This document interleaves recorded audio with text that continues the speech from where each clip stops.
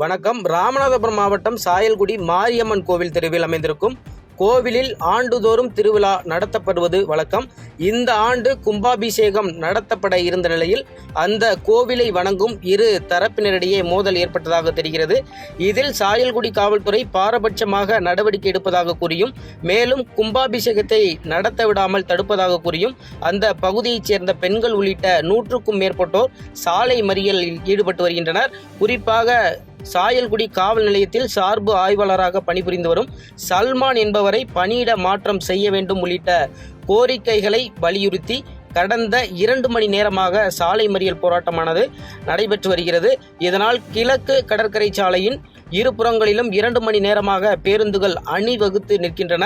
ராமநாதபுரம் மாவட்டம் ராமேஸ்வரத்திற்கு ஆன்மீக சுற்றுப்பயணமாக பிரதமர் மோடி இன்று வந்துள்ள நிலையில் தற்போது நடந்த இந்த சாலை மறியல் போராட்டமானது பெரும் பரபரப்பை ஏற்படுத்தியுள்ளது.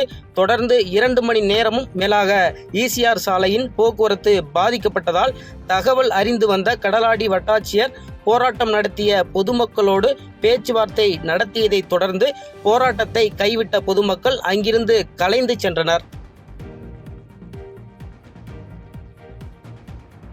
பாதகம் செய்பவரை கண்டால் நாம் பயங்கொள்ளலாகாது பாப்பா, மோதி மிதித்து விடு பாப்பா, அவர் முகத்தில் உமிழ்ந்து விடு பாப்பா. அண்மை செய்திகளை உடனுக்குடன் தெரிந்து கொள்ள இணைந்திருங்கள் இயம்நாடு தொலைக்காட்சியுடன்.